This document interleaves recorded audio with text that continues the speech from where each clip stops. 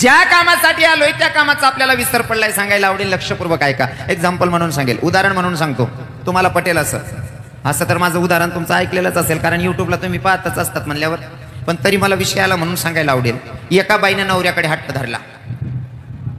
एका बाईने नवऱ्याकडे हट्ट धरला. नवऱ्याला सांगते, का हो धनी, रोज तुम्हीच जाता म्हणले बाजाराला, रोज तुम्हीच जाता म्हणले बाजाराला, आजच्या दिवशी मी जाते म्हणले बाजाराला. नवरा म्हणे, बाजार करणं इथलं सोपं नाही शे. बाई म्हणे, तुम्ही बाजार करू शकता, मी नाही करू शकत का? नवरा म्हणे, ऐक ना, बाजार करणं एवढं सोपं नाही. बाई ऐकीच नाही राहील, तिकडनी असेल बिचारी.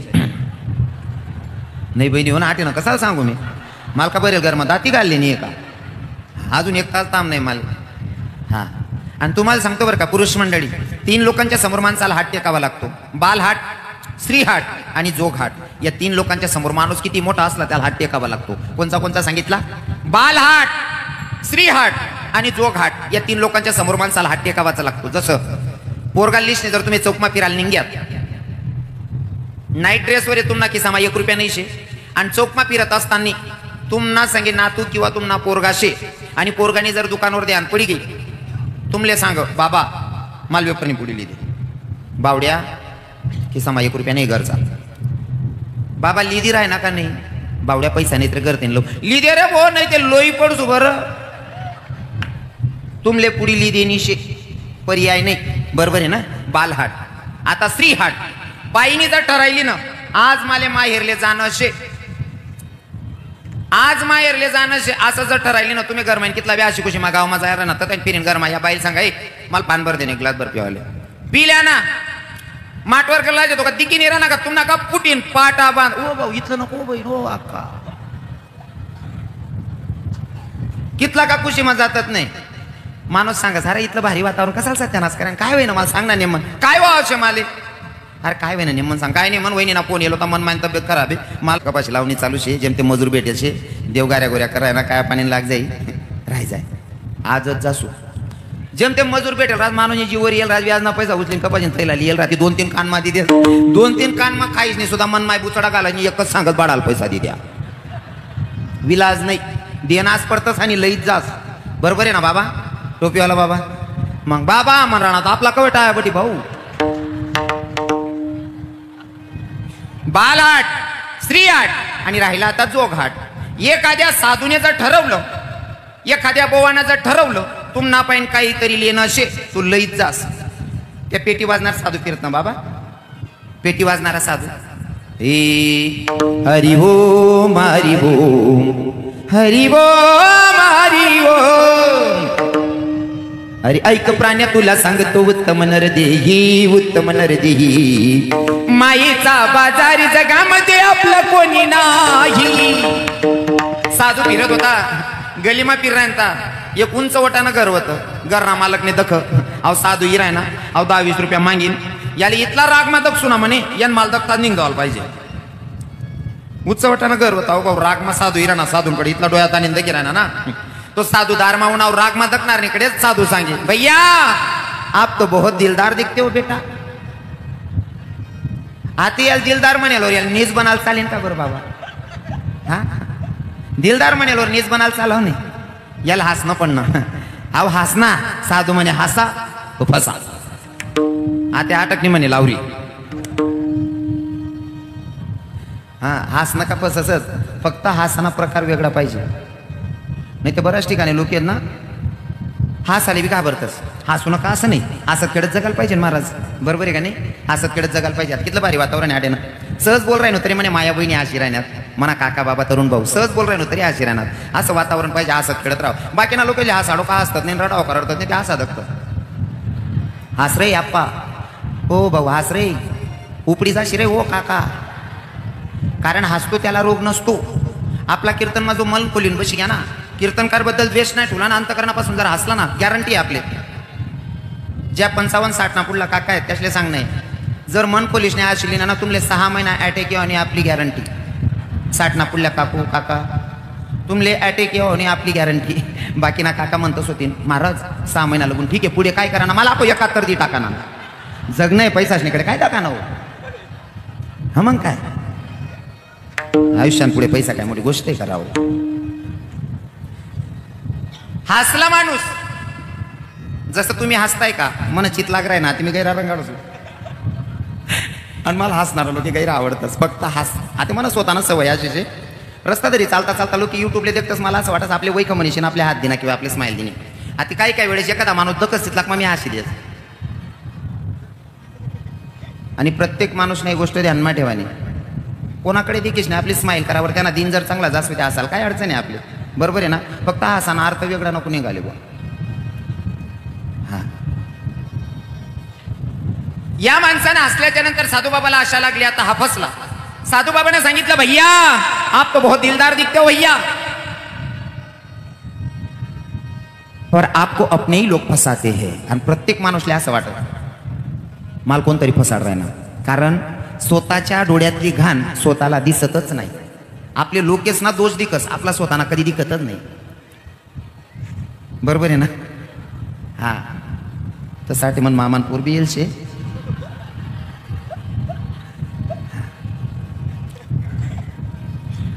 बाकी जण आता या इकडे तिकडे दखी राहणार साधू बाबा ने सांगितलं भैया आप तो बहुत दिलदार दिखते हो बेटा पूरा नकाना गांव घूम के आया किसी के घर की चाय नहीं पी पर तू बहुत दिलदार दिख रहा बेटा तेरे घर की चाय पीने का मन कर रहा है आता आपल्या असं वाटस आपले चांगलं म्हण बहुत दिलदार म्हण या बाबा चहा पिल्या कब्बर चहा पाजा मग काय अडचण आहे कब्बर चहा पाजाला हा म्हणता साधू पक्क समजे जाता तेव्हा फसना असं वरून त्याला असं टाकत्या बसाले बसना का मग सांगत भैया तू तो बहुत भोला दिखता है रे तुझे तेरे ही लोग फसा रे हा ओ बाबा खरं हो भाई आम नाजूजी नीचे तो आणि लोक बोलायला अजिबात आहे काही करतात नाही बाकी ना तिथला 150 ना राहता ना गाव में आपण बसो का आपला जोडी बटन आपले सांगतात त्या महाराज आमना अख्खं गाव नीचे एक इथला 150 नावाचा मन जोडी होणार म्हणे रवी बाबा म्हणतं काय आमना गाव मा एक नीच गावच नाही म्हणतं अख्खं गाव पुरं गाव नीचे म्हणे महाराज म्हणतो तू बी नीचच होईनार भाऊ आईच गाव ना तू बी ते अख्खं गाव नीचे तू एकला कसं काय चांगला राहू शकस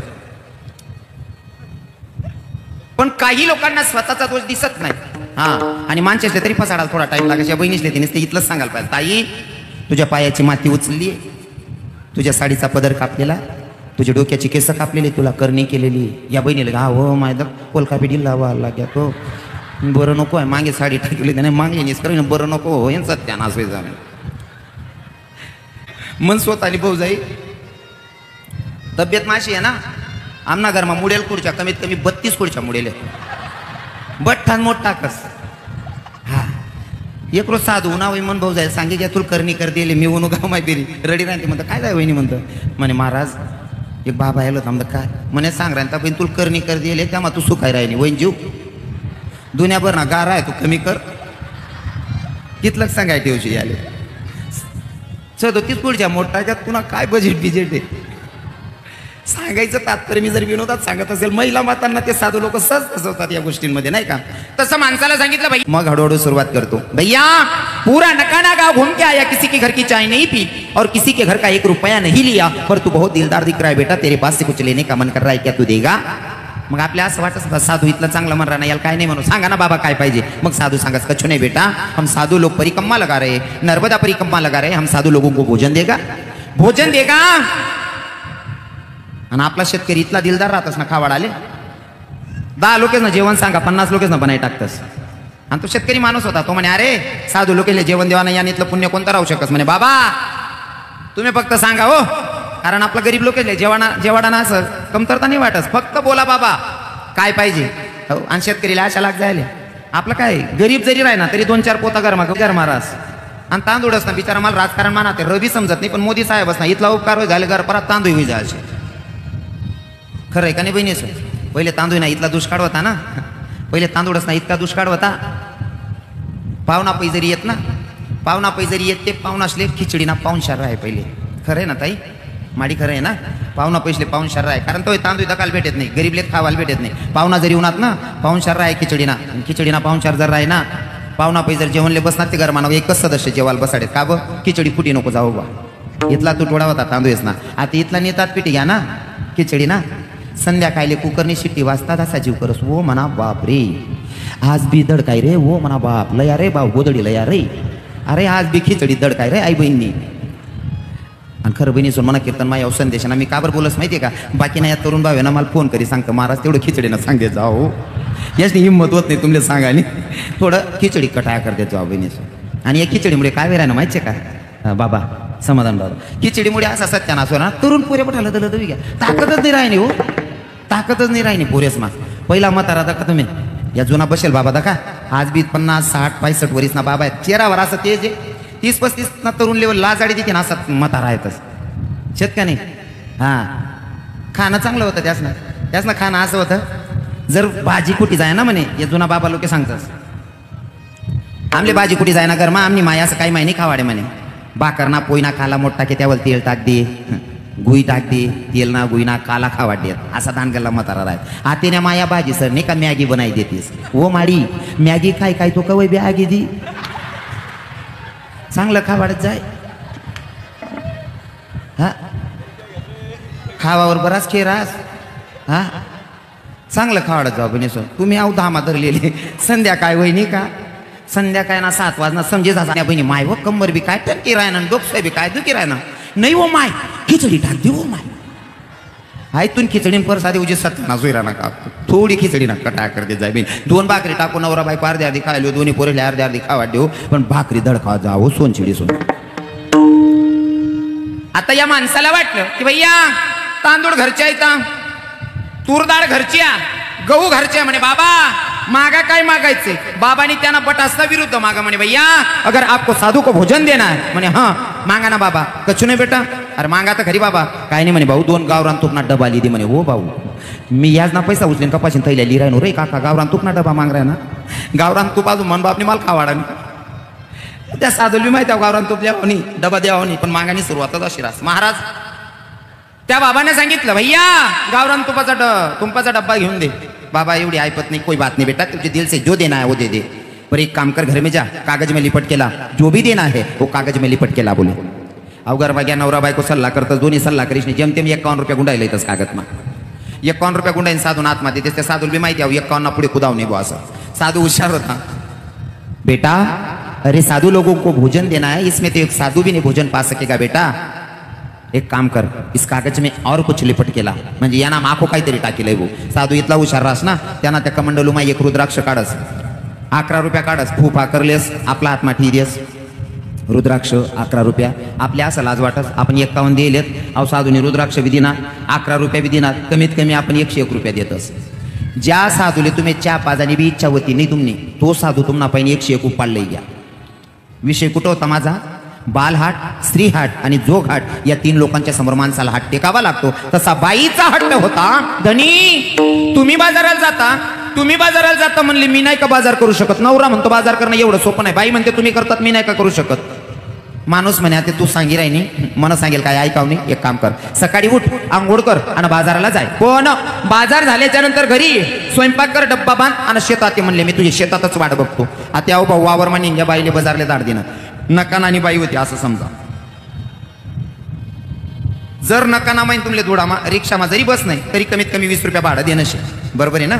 100 रुपये घरातून बाई घेऊन गेली, 100 रुपये मधनं 20 रुपये बाईने भाडं खर्च केलं. 100 रुपया माई 20 रुपया रिक्षानं भाडं चाललं की कितला राहणार बहिणीच वन 80 रुपया. जशी रिक्षा माई उतरणी बाई, सीझन चालूच होतं लग्नासनं, पहिले दुकान दिकनी बाशिंगसनं लगीन ना बाशिंग. बाईले असं वाटणं माय म्हणे म्हणा दाखल पण लगीन व्हायले बाशिंग बांधीन, कशी दिकून काय दिकू म्हणे, पहिले बाशिंगच दिलेच म्हणे. बाशिंगवाल्याला सांगितलं दादा बाशिंग कसं दिलं म्हणे, 30 रुपयाला एक. 30 रुपयानं बाशिंग लिहिली ना बहिणीच वन. ते ताई पण कितला पैसा राहणार, 50 रुपया. आपण मनमा विचारू ना, मन दाखल पण लगीन व्हायले, मन नवरानं बी दाखल पण व्हायले, त्याच ना करता बी एक लिहिली होते म्हणे. आता नवरान करता बी एक लिहिली ना, बहीण पण पैसा घेतला राहणार ताई, भाडं पाहिजे का नको करशील का. तेवढं 20 रुपये भाडं खर्च करून बाई घरी आली. नवऱ्यानं सांगितलं होतं बाजार कर, बाजार करून आल्याच्या नंतर घरी स्वयंपाक कर, डब्बा बांधानं शेतात ये म्हणले. आता आई बहीण घरून नवरान सांगेल प्रमाणे रांधाल बसू बा. स्वयंपाक करायचा आहे, आता बाई पीठ मळायला बसली आणि पीठ मळत असताना बाई अशी मागं पुढे हालते. माय खरंय ना, पीठ मळत असताना बाई मागं पुढे हालते ना, बाई मागे पुढे आलंस ना पीठ मळण. हो म्हणा बापरे, बाया काहीच म्हणते नाही, माणच्या म्हण राय ना, नका ना मका उलट होई जायचे भाऊ. पीठ मळानं कोण अंगशे,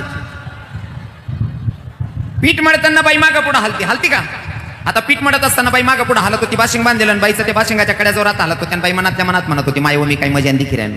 मायव मी काय मजा ती किराणू 11 वाजे घ्या 12 वाजे घ्या 1 वाजे घ्या तो नवरा वावर मा बुक्यान तिशा वातडा आई बहीण चाल राय ना पीठ मरता मरता मायव मी काय मजा ती किराणू मायव मी काय मजा ती किराणू 1 वाजे घ्या तो माणूस वावर मा विचार करा ना एकलेल कधी बाजारले दाडेल नाही पहिली दाव बाजारले गई न जाणो अजून बायकोली एकटी सोडेल नाही पहिल्यांदा बाजारले गई आई काय ऍक्सिडेंट मा मरी गई हो कारण माणसाचा दुश्मन विचार करत नाही असं मन विचार करतो बरोबर आहे की नाही माणूस विचार करत होता न जाणो एकटी बाजाराला गेली मेली की काय अहो भाऊ गाय गाय घर हो ना चौक मायनच घर मा डुकीन दख चौकमाच घर होतं आई बहीण चालू होतं माय मी काय मजा दी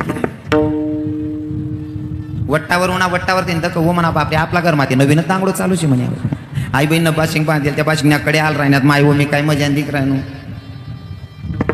अहो जोडी इशने उभा राहिना तरी बाईनं ध्यान नाही तिने रंगमा होती ती माय मी काय मजा दिकी राहणू अहो जोरमा पाय उपटीन उभा राहिना तिने हाडूच नवराकडे देख अहो रागमा देखी राहता बाई म्हणे हे माय एवढा राग म्हणा का दे का म्हणे मी काय म्हणे एकलीन करता नाही तुम ना करता एकली ठेलशे म्हणे आता विनोद वजा करायचा आहे विनोद वजा करायचा आहे मी जरा विनोदाची झालर लावून पटवण्याचा प्रयत्न करतो पण विनोद आता वजा करायचा आहे नवऱ्यानं बायकोला कशासाठी पाठवलं होतं मला सांगा बहिणी बाजार करायला बरोबर आहे ना नवऱ्यानं बायकोला बाजाराला पाठवलं जर संसाराला घरात लागणाऱ्या वस्तू घेत असन तर नवऱ्याला आनंद आहे पण नवऱ्याच्या मनाच्या विरोधात जर बायको संसाराच्या वस्तू न आणता चुकीच्या वस्तू आणत असेल तर तो नवरा काय करीन